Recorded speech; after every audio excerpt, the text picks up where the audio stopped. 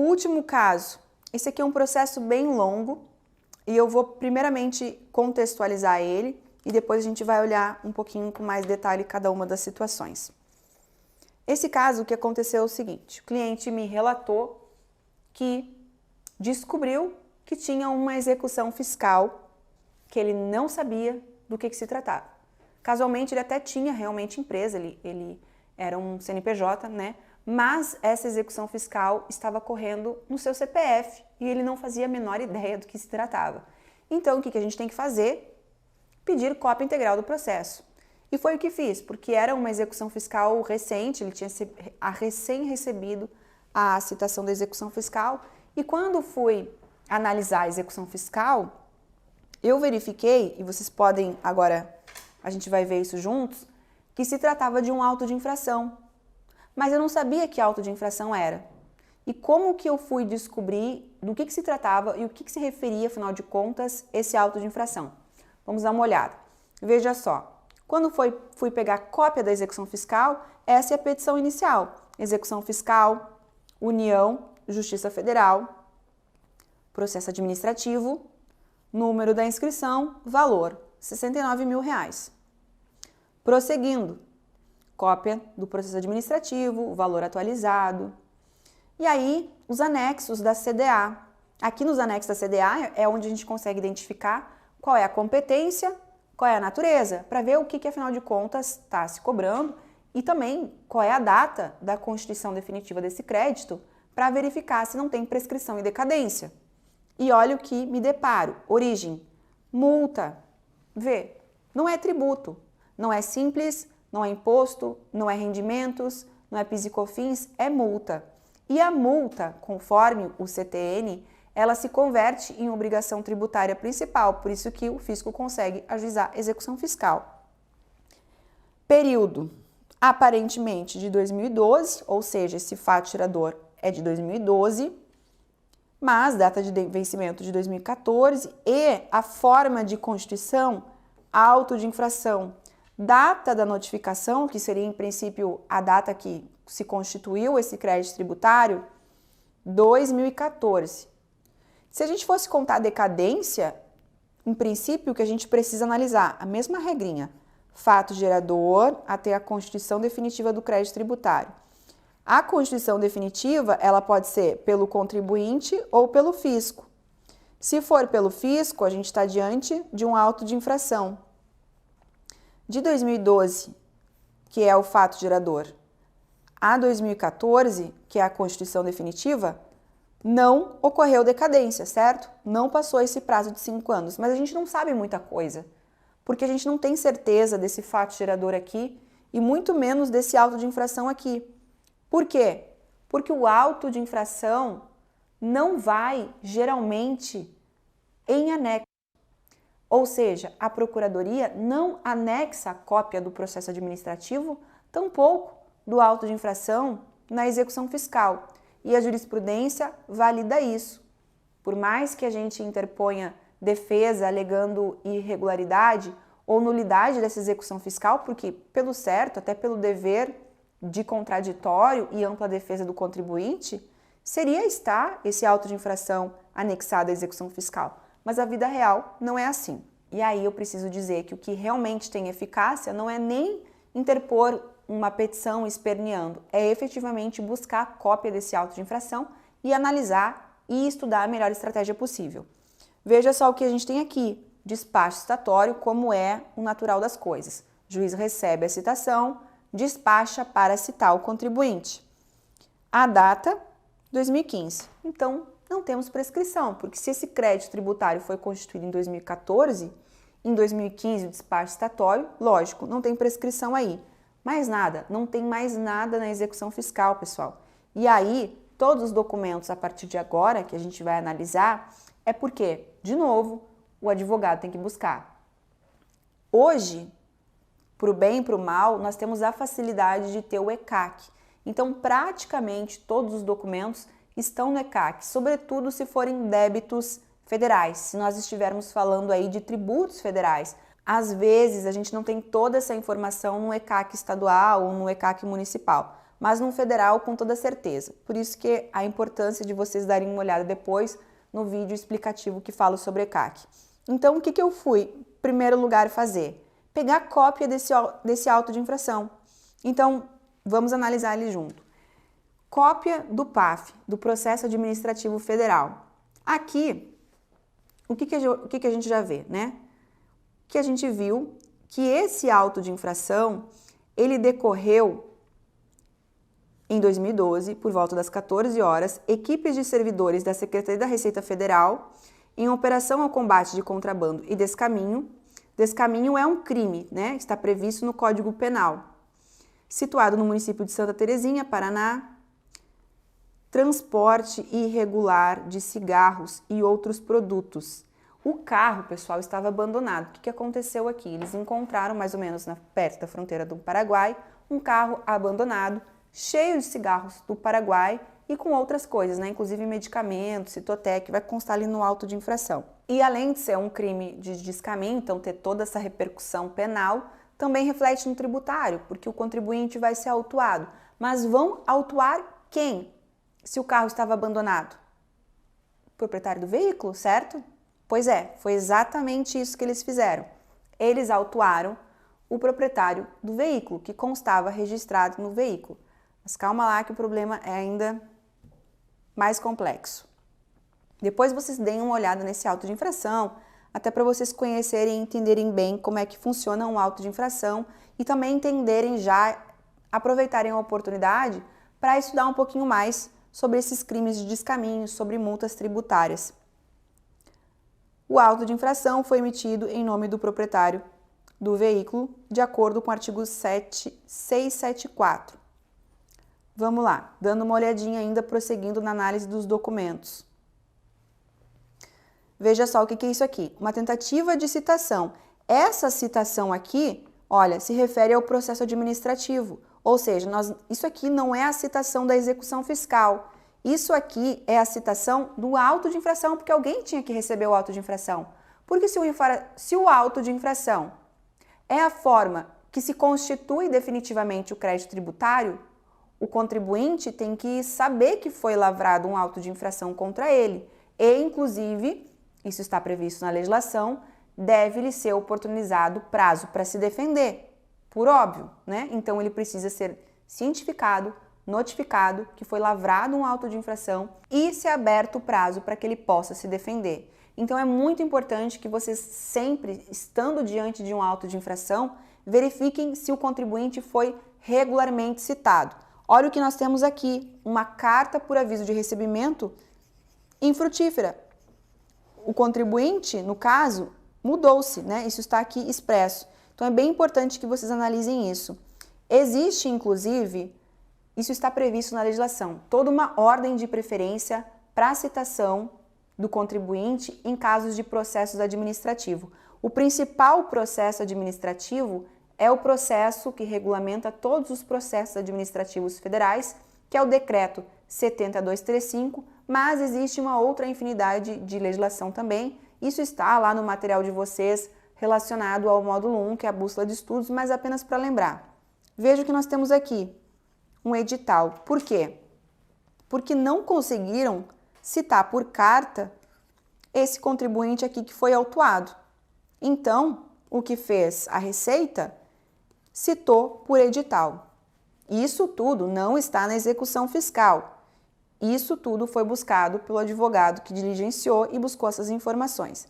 Então, citado por edital, lógico, quem é que lê edital, o contribuinte não tomou ciência e foi revel nesse processo. Então, ele foi condenado.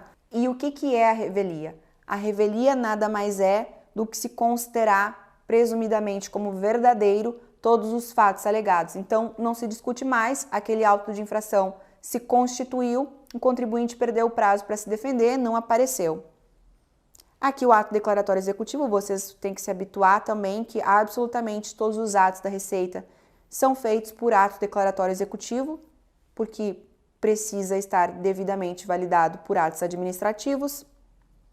Prosseguindo, o que a gente tem aqui? O que no caso foi feito no escritório?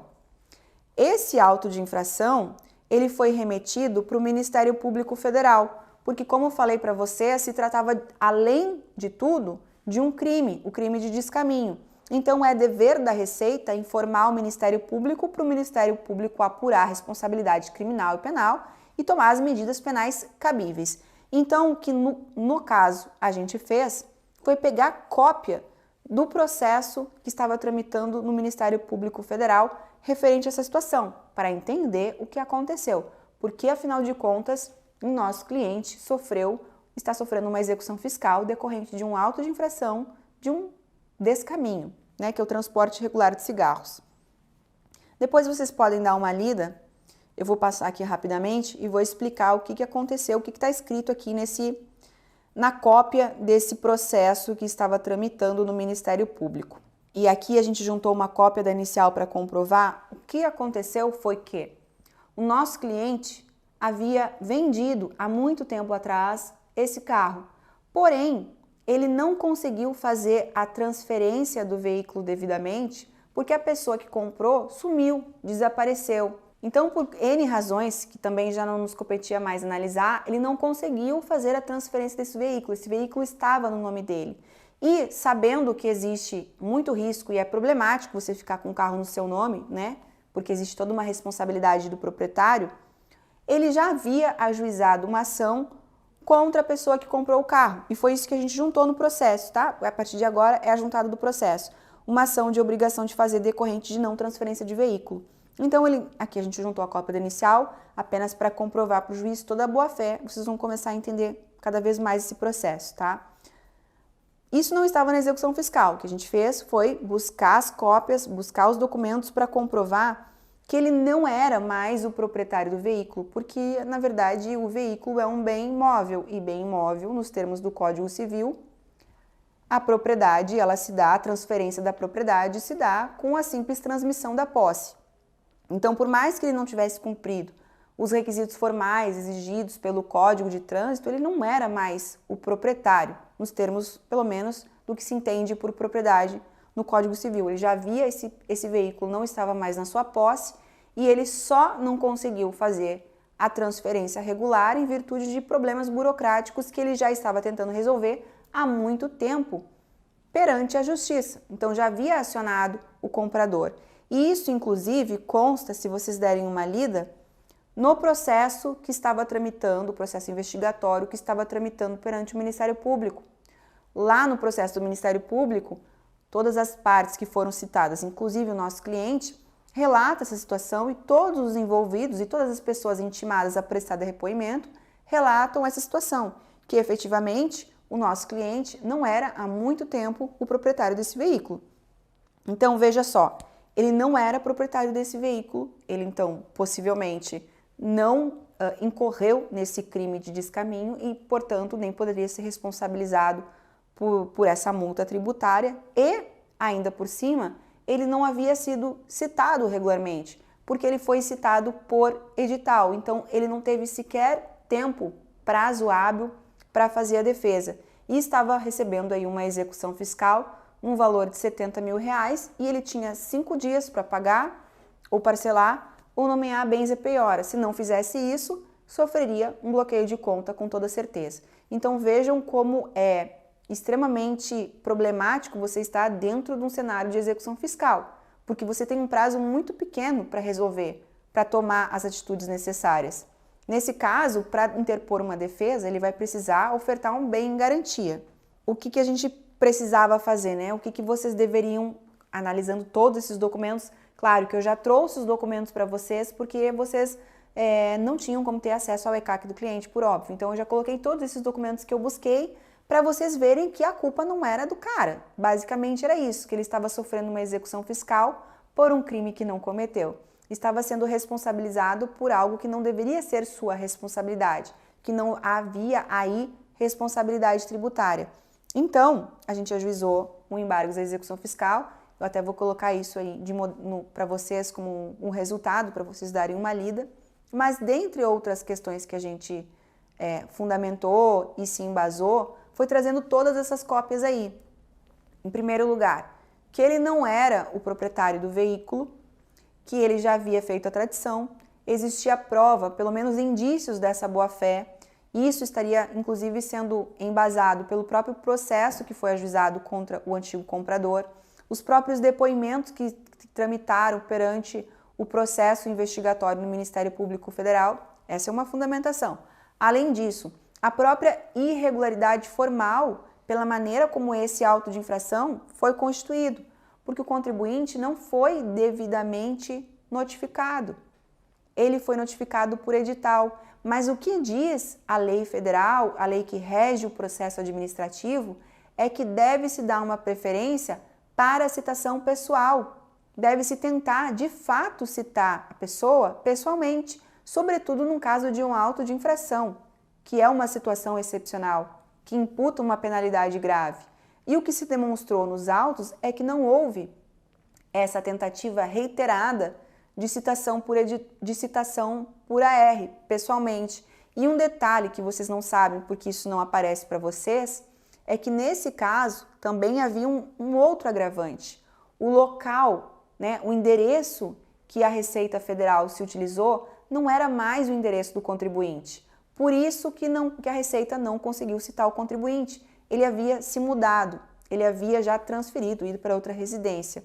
E isso é um cuidado que inclusive vocês têm que ter, porque hoje existe um regulamento, uma normatização que considera que o endereço mencionado na declaração de imposto de renda pode ser considerado como domicílio efetivo do contribuinte se ele optar pelo domicílio fiscal eletrônico. Então tem que ter um cuidado redobrado aí, mas foi uma fundamentação que a gente utilizou também. Somou-se então toda a questão da não responsabilização dele por todas as provas pré-constituídas que ele não era efetivamente o contribuinte, a própria irregularidade da constituição desse crédito tributário. Vocês vão poder ler toda essa fundamentação com calma, mas eu já trago aqui para vocês a sentença. Veja o que o juiz menciona e veja a importância de se diligenciar com muita estratégia num processo e sempre com muito embasamento em provas. O que ele fala sobre a anulação do auto de infração? De fato, o 134 do CTB, o Código de Trânsito Brasileiro, ele estabelece a responsabilidade do proprietário, o vendedor, né, que deve, no prazo de 30 dias, notificar a transferência à autoridade de trânsito sob pena de ser responsabilizado pelas infrações ocorridas, que de fato não aconteceu. Porém, o que nós fizemos foi comprovar, né, que a gente juntou esse comprovante de transferência do veículo da placa, né? E o auto de infração, ele aconteceu bem depois. Então, a gente juntou um comprovante de transferência datado de 2011 e o auto de infração em 2014. Ou seja, uma prova pré-constituída. Se nós não tivéssemos feito essa prova, o juiz não saberia disso, porque a Procuradoria não menciona e não junta nenhum documento para a gente conseguir fazer essa dedução. Além disso, né, em que pese o embargante não ter efetuado o registro de transferência do bem do Netran no prazo legal, ocorreu a tradição do imóvel, fato confirmado pelo comprador. Esse fato confirmado pelo comprador está lá no inquérito do MP. Então aqui, de novo, a nossa prova pré-constituída, porque nós juntamos todo o processo que tramitava na Polícia Federal, no Ministério Público, e também a alegação que nós fizemos, o acolhimento da alegação acerca da tradição. No caso aqui, o juiz então entendeu, acolheu, julgou procedente nos termos da fundamentação e extinguiu esse auto de infração, essa dívida de R$70 mil já estava ali, né? Um detalhe interessante é que aqui, ele não, na sentença, ele não condenou a fazenda em honorário de sucumbência, aplicando o princípio da causalidade, uma vez que era do embargante o dever de notificar a transferência da propriedade do veículo. Lógico que nós recorremos e lógico que nós ganhamos, né? Mas o que eu quis trazer aqui para vocês nesse processo, depois vocês vão ter a oportunidade de ler com calma, não só o processo, mas também a nossa fundamentação, é como a gente deve fazer a construção de uma defesa. Vejam que às vezes é muito mais o que a gente leva de prova do que propriamente a alegação. Claro que a alegação é importante, até mesmo aqui o juiz acolheu a nossa alegação, mas às vezes a gente leva tanta prova que convence o juiz e a alegação na sentença até outra nem foi aquela que a gente trouxe.